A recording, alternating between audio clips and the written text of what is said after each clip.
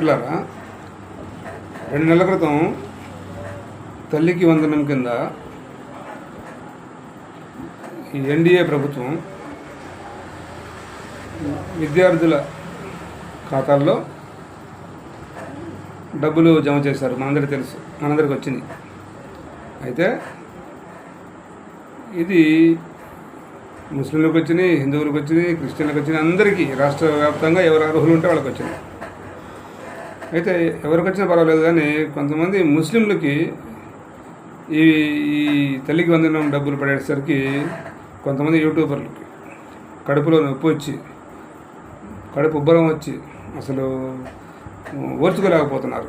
ఓర్చుకోలేక రకరకాలుగా మాట్లాడుతారు. అంటే వాళ్ళు మామూలుగానే లేచిన దగ్గర నుంచి ఎప్పుడు ముస్లింల మీద విషం చిమ్మటం, ముస్లింలంటేనే శత్రువులాగా చూపించటం, ముస్లింలంటేనే ఉగ్రవాదులాగా చూపించటం, ఇలాంటివన్నీ చేసి యూట్యూబర్లు కనుగొన్నారు.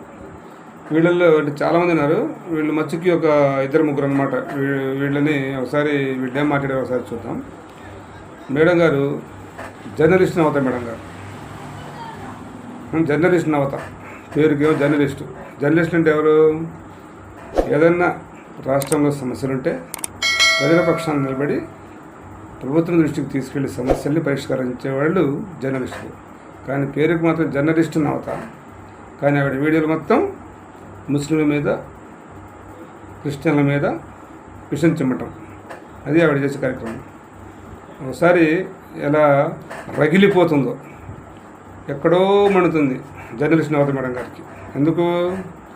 అన్నమయ్య జిల్లాలో ఒకే కుటుంబంలో ముస్లింలకి, ఒకే కుటుంబంలో 12 మంది పిల్లలు ఉన్నారంట. వాళ్ళకి ఒక్కొక్కరికి 13,000 రూపాయల కాడికి 1,56,000 అకౌంట్లో పడ్డాయంట. అది మేడం గారికి కంటి మీద కొనుక్కు రావట్లేదు, నిద్ర పట్టట్లా. ఎందుకు? పాపం వాళ్ళు ముస్లింలు. అందుకు అంటే ముస్లింలు అంటే పిల్లలు ఎక్కువ ఉన్నారంట. అందుకని చెప్పి వాళ్ళకి ఇప్పుడు ఒకే కుటుంబంలో 12 మంది అంటే ఒక తండ్రికి ఒక తల్లికి అంటే ఒక తల్లి ఒక తండ్రి పిల్లలు కాదు వాళ్ళు. ఒకే కుటుంబంలో అంటే అన్నదమ్ములు ఉంటారు, ఒకవేళ 4 పిల్లలు ఉండొచ్చు. అట్లా ఒకే ఫ్యామిలీలో 12 మందికి వచ్చింది అంట. తల్లికి వందనం ఇస్తామని చెప్పి చంద్రబాబు నాయుడు గారు ప్రకటించిన తర్వాత పుట్టిన వాళ్ళు కాదు వీళ్ళందరూ. అంతకుముందు వీళ్ళు తల్లికి వందనం వేయకపోయినా కూడా వాళ్ళ పిల్లల్ని వాళ్ళు పెంచుకుంటారు. పైగా మళ్ళీ మధ్యలో మా హిందువులకైతే ఒక్కళ్ళు ముద్దు, 2 వద్దు అంట. ఎవరు కను? నువ్వు కూడా నీకు కంటానికి మరి వద్దనుకుంటున్నారు, ఓపిక లేదు. అది దానికి మేమేం చేసేవి? మీరు తల్లికి వందనం ఇస్తా అని చెప్పి పుట్టిన కన్నవాళ్ళు కాదు ఆ పిల్లలు, ఎప్పటి నుంచో ఉన్న పిల్లలే. వాళ్ళు మీరు ఇస్తానన్నారు, అది లెక్కగా వాళ్ళకు వర్తించింది, ఇచ్చారు. దానికి మీ ఏడుపులు ఎందుకు? ప్రభుత్వం వాళ్ళు ఇచ్చేదానికి మీ ఏడుపులు ఎందుకంట? జర్నలిస్ట్ నవత మేడం గారు ఎలా ఏడుస్తున్నారు ఒకసారి చూడండి. అమ్మకు ఇది, కొడుకు అది, ఏంది సార్ ఈ ఉచితాలు? ఏం చేద్దాం అనుకుంటున్నారు? ఒక్క కుటుంబంలో 1,56,000 ఈడ హిందువులు ఒక్కరు ముద్దు, అంతకు మించి వద్దు. 2 కన్నారా? హాయ్ బాబోయ్, ఎలా చదివిస్తారు అని బెంబేలెత్తిపోతుంటే ఇలా ఇంకో మేడం, ఆర్జే కిరణ్ మేడం. ఈ మేడం అయితే మరీ ఘోరం. ముస్లిం అనదు, అబ్దుల్లాలు అంటది. లేకపోతే మరకలు అంటది. హెడ్డింగ్ చూడండి ఒకసారి. తల్లికి వందనమా, మరకలకు వందనమా, అది హెడ్డింగ్. అంటే మేడం గారికి ఎంత బలుపు అంటే ముస్లింలని ముస్లిం అనదు,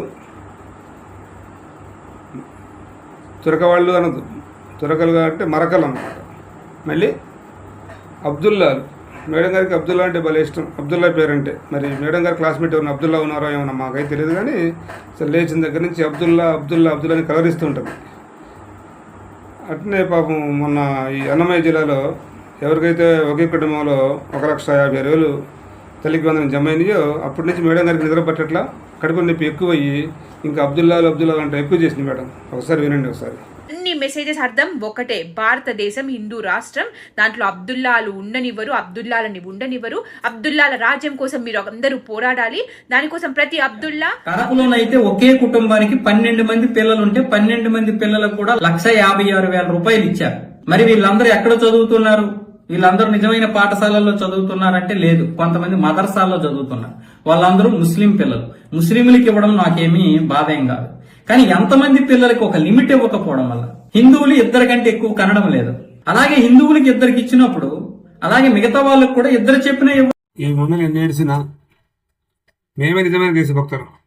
చంద్రబాబు నాయుడు గారు చెప్తున్నారు కదండి, 3 పిల్లల కంటే ఎక్కువ ఉన్న వాళ్ళే నిజమైన దేశభక్తులు అంటున్నారు.